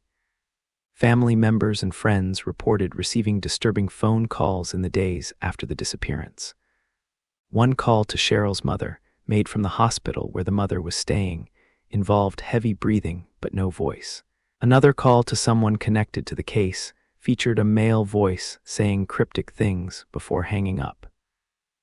These calls suggested that whoever was responsible might be watching the investigation or trying to intimidate people connected to the victims. Police pursued numerous leads. They investigated whether Cheryl might have had enemies from her work or personal life. They looked into Susan and Stacy's social circles, wondering if teenage drama or romantic entanglements might be involved. They examined whether the disappearance might be connected to other crimes in the area. But every lead seemed to reach a dead end. Theories about what happened have proliferated over the years. The most straightforward theory suggests that a stranger or strangers broke into the house in the early morning hours of June 7th, perhaps while the women were sleeping, and abducted them at gunpoint or knife point. This would explain the lack of a struggle. If the women were threatened with immediate harm, they might have complied quietly to avoid violence. The broken porch light globe might have been damaged during the abduction. But this theory has problems. Why would someone target this particular house? How did they know three women would be there? Suzanne and Stacy's presence was a last-minute change of plans. Why take all three women instead of just one? And what happened to them afterward? Despite extensive searches, no bodies were ever found, and no evidence of their fate has been discovered. Another theory focuses on the possibility that someone connected to one of the women was responsible. Cheryl had recently divorced and was reportedly dating. Could a jealous ex or unstable romantic interest be involved? Suzanne and Stacy were young women with active social lives. Could someone from their circle have targeted them? Investigators looked into these possibilities, but couldn't develop concrete evidence pointing to any specific individual. A more elaborate theory involves organized crime or drug-related activity. Some have suggested that Cheryl might have unknowingly become involved with dangerous people through her work or social connections, or that the wrong house was targeted in some kind of criminal action. But again, no evidence has been found to support this theory, and it requires assumptions about Cheryl's life that don't match what friends and family knew about her. One of the most persistent theories involves a possible burial site at the Cox South Hospital parking garage. In 1993, during construction of the parking garage, three women claimed to have separately received psychic visions or information suggesting the three victims were buried in concrete under the garage. A crime reporter also received a tip suggesting the same location. However, examining this site would require jackhammering through the parking garage structure, potentially causing significant damage and expense. Hospital administrators and police have been reluctant to pursue this lead without more concrete evidence, particularly since the tips came from psychics whose information might not be reliable. The broken porch light has been the subject of much speculation. Some believe the damage occurred during the abduction, perhaps as the women were being forced out of the house. Others think it might have been broken beforehand and is unrelated to the disappearance. Still others suggest it could have been deliberately broken by the perpetrator to reduce visibility near the door.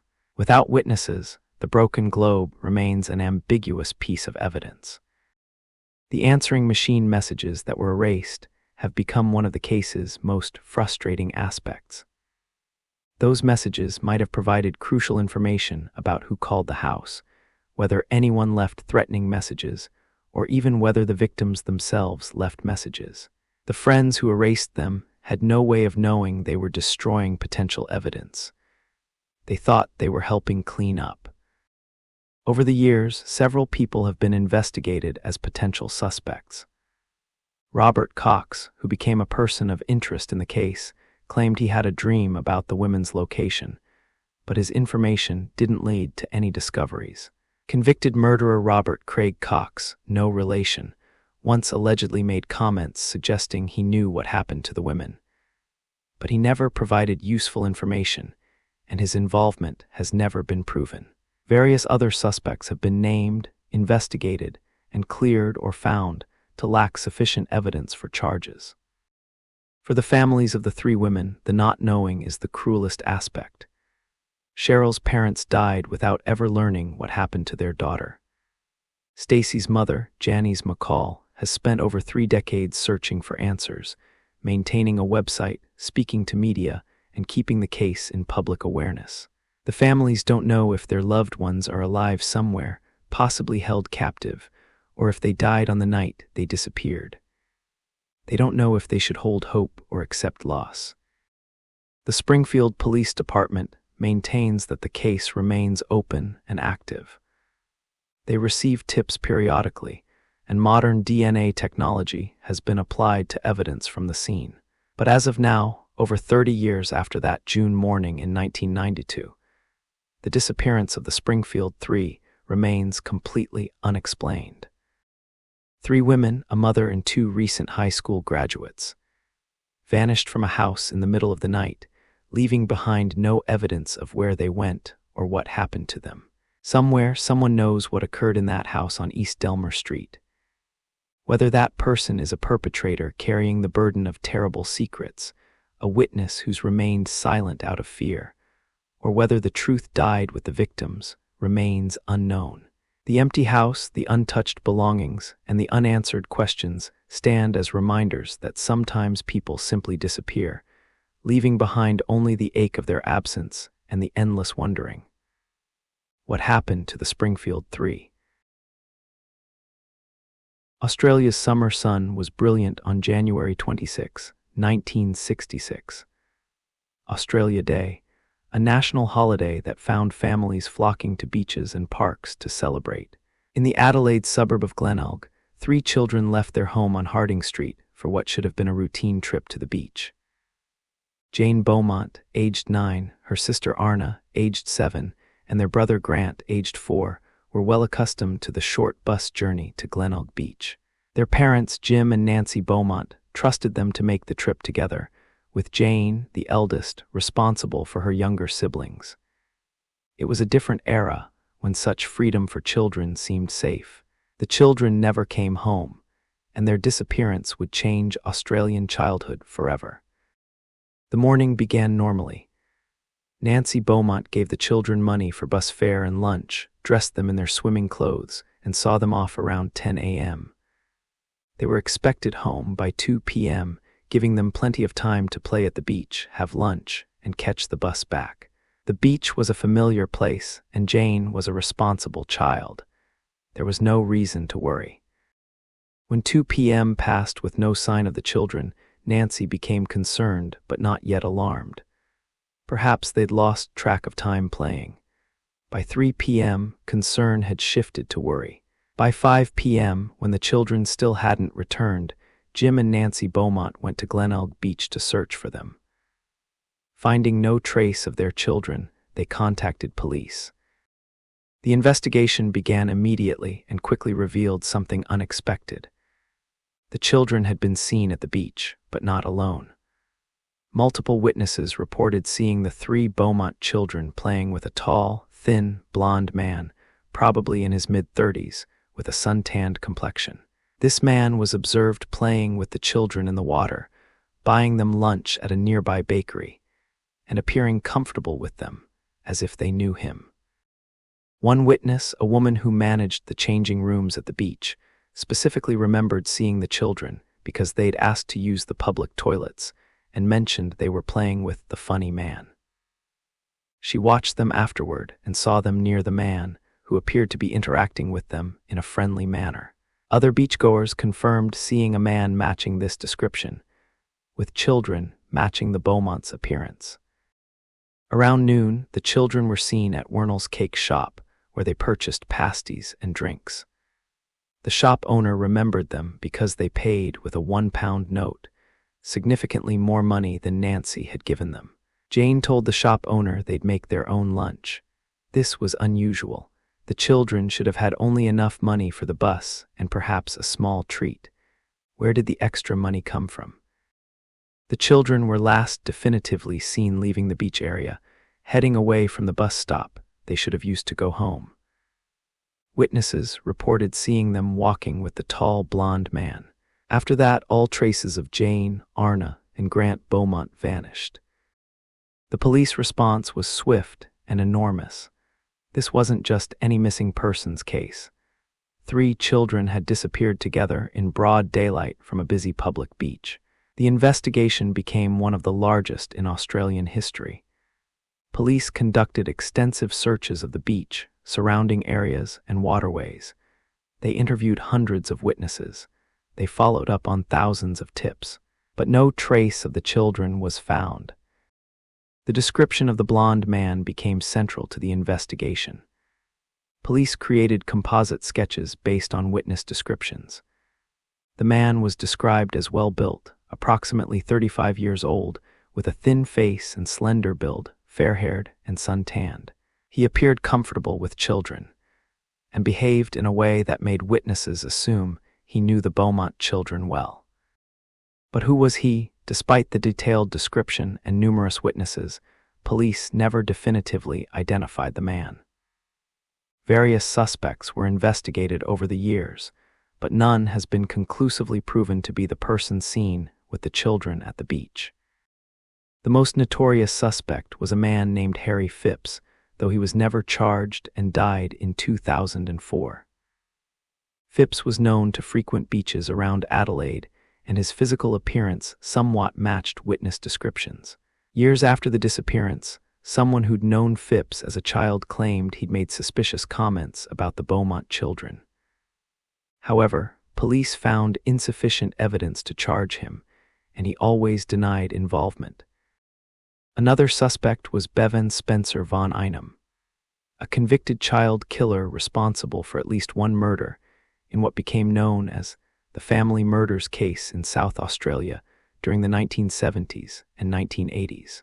Von Einem was investigated for possible connection to the Beaumont children, but again, no definitive evidence linked him to the case, and he denied any involvement. The timeline also made his involvement questionable. He would have been only about 20 years old in 1966, younger than witness descriptions of the man at the beach. Some researchers have suggested connections to other child disappearances in Australia during the same era. 2 young sisters, Joanne and Kirst Gordon, vanished from a different South Australian beach in 1970.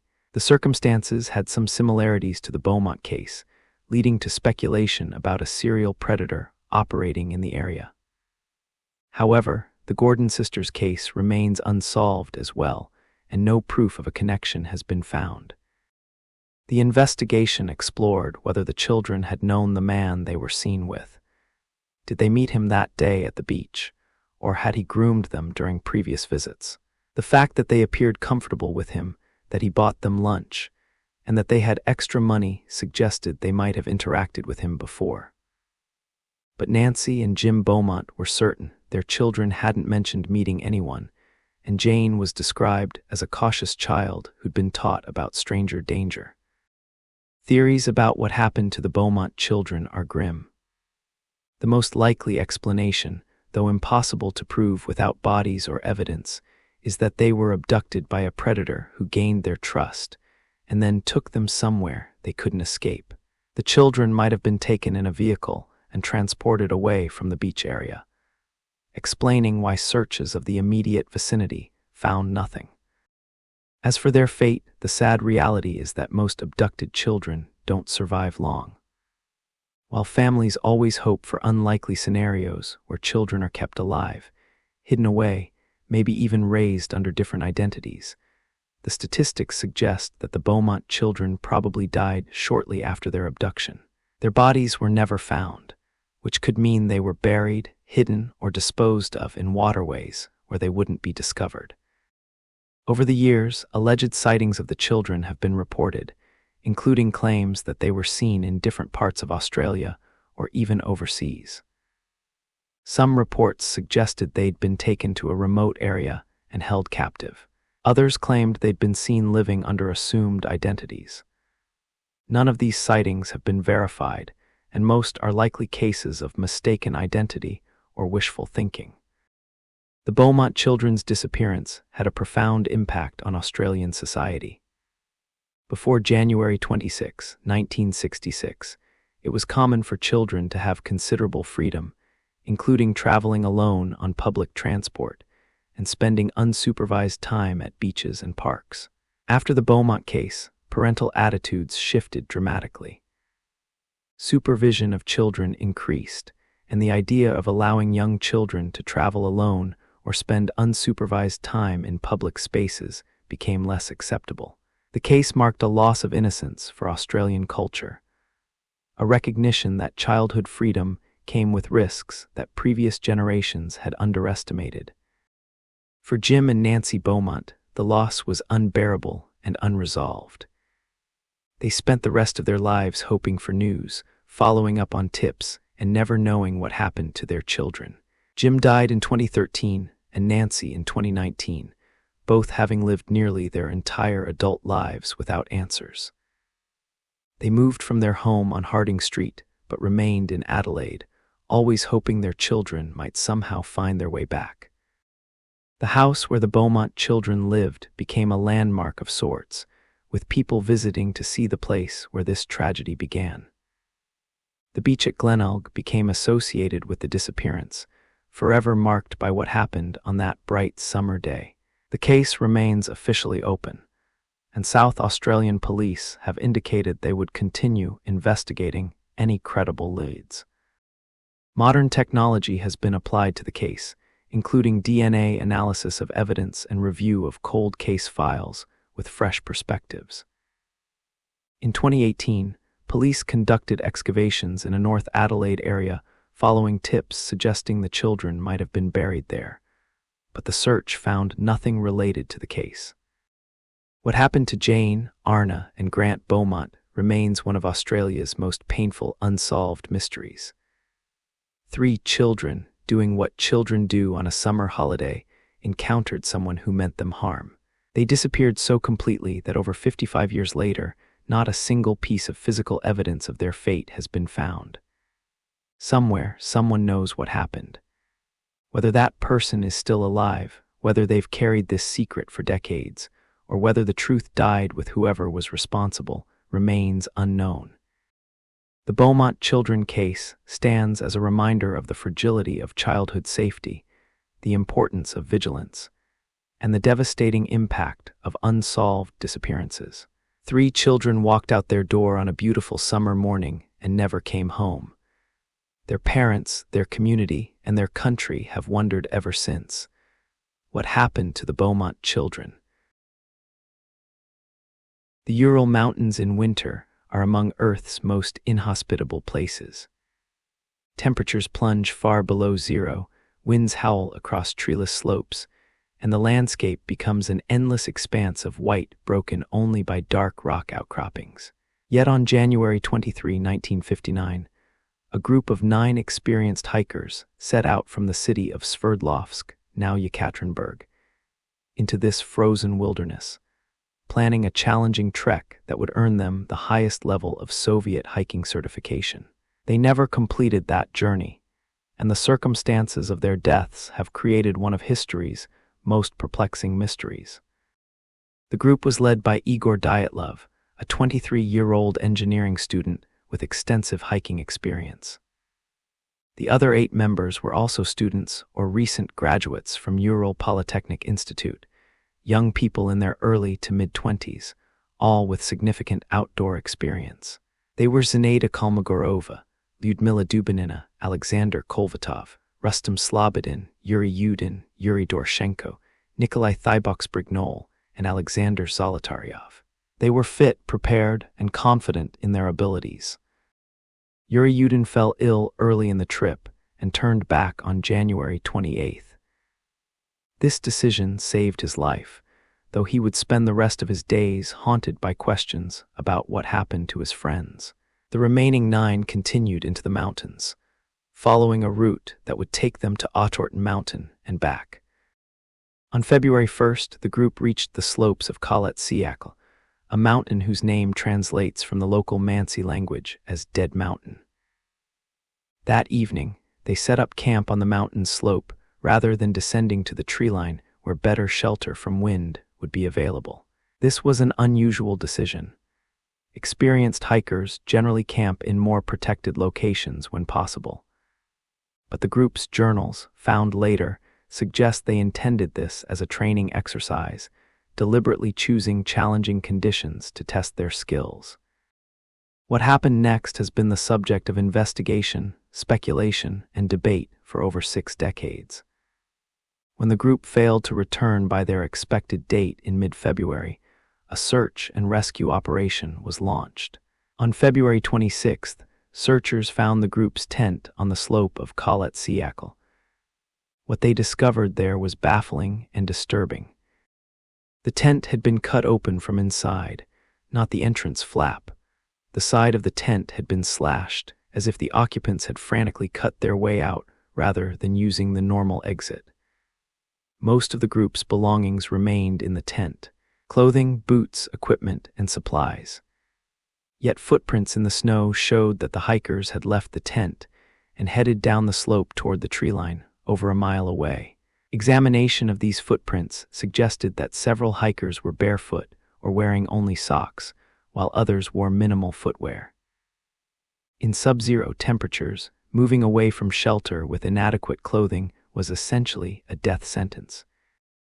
The first 2 bodies were found near the treeline at the edge of the forest, about 1.5 miles from the tent.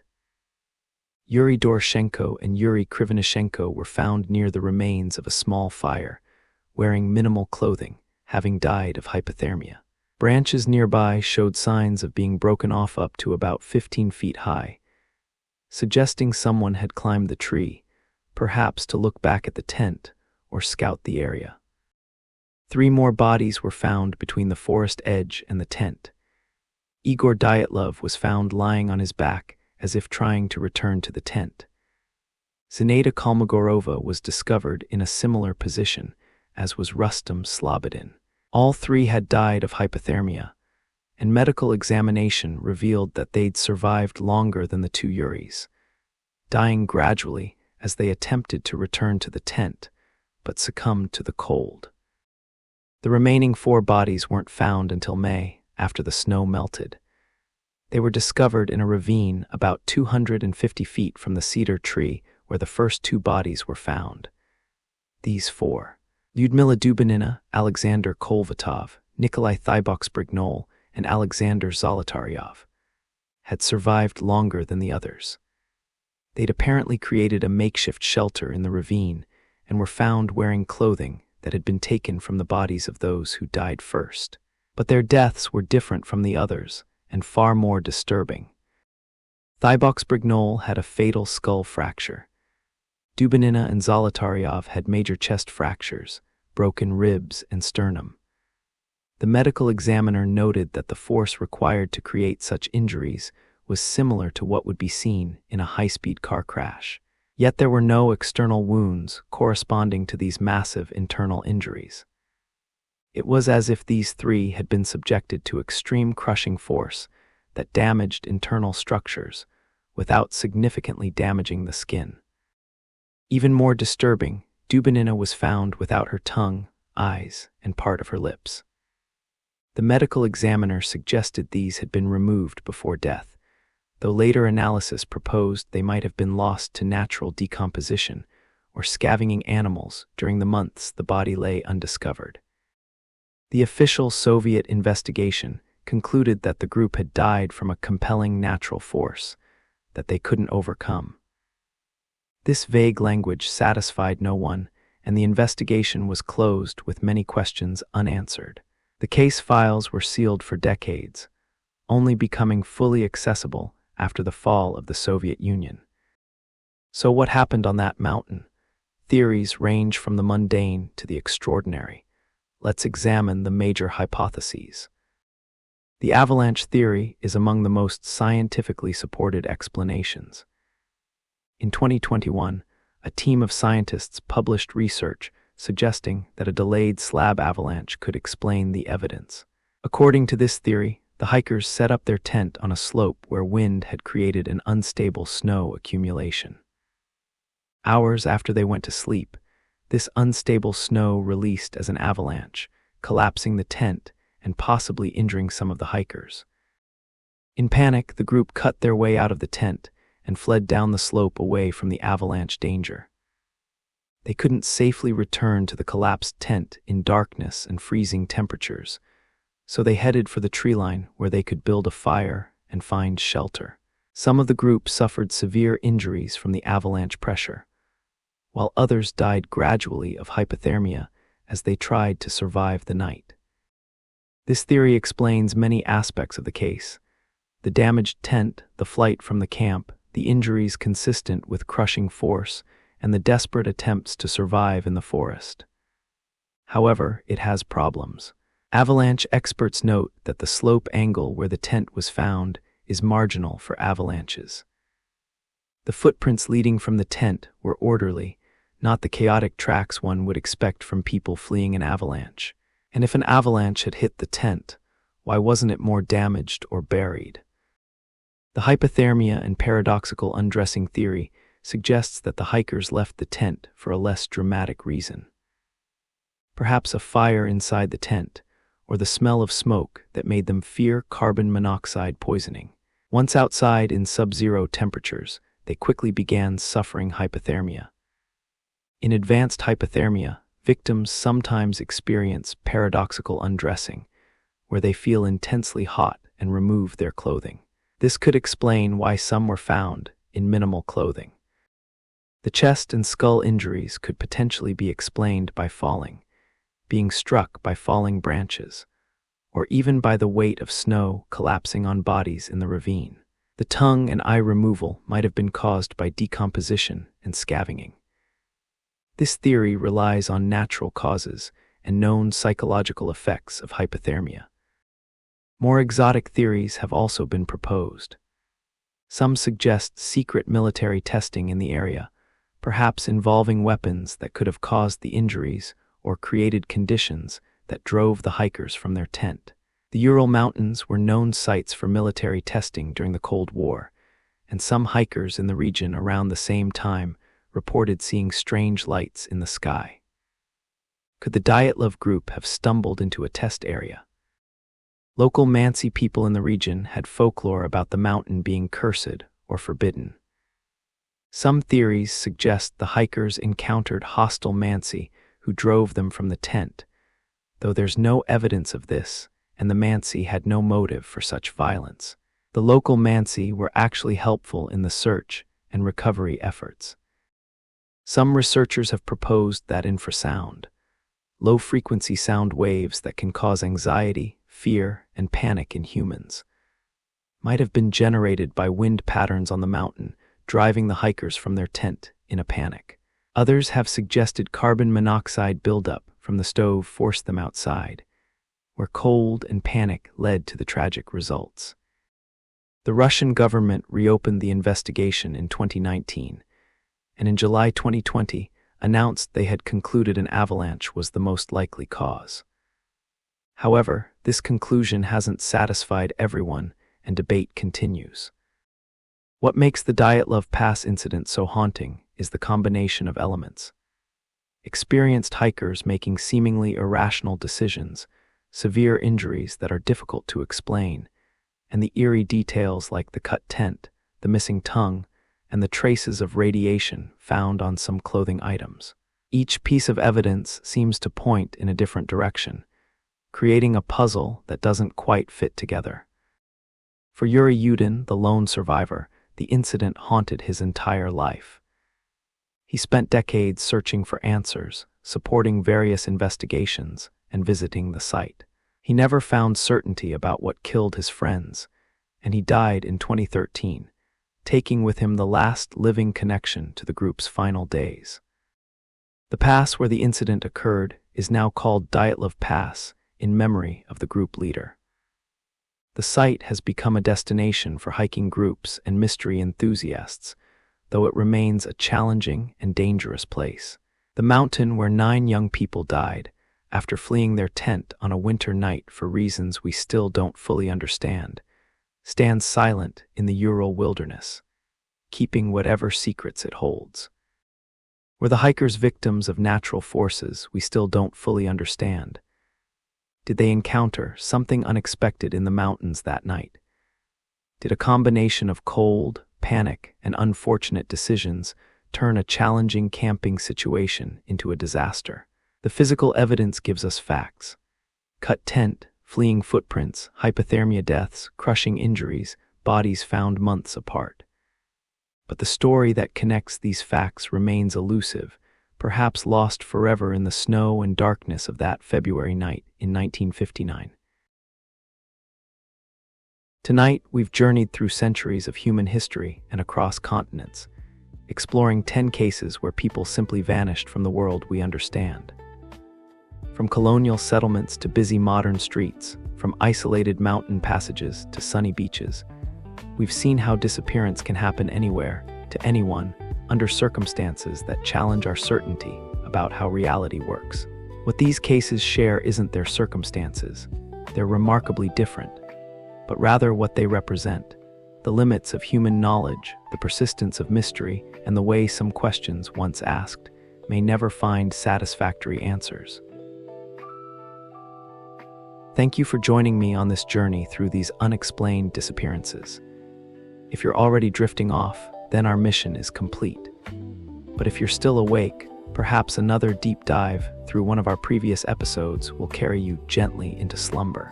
Until we meet again in these quiet hours, may you find comfort in the known world, peace in the mysteries we cannot solve, and the gentle certainty that most journeys end exactly where they're meant to, bringing travelers safely home to the people who wait for them.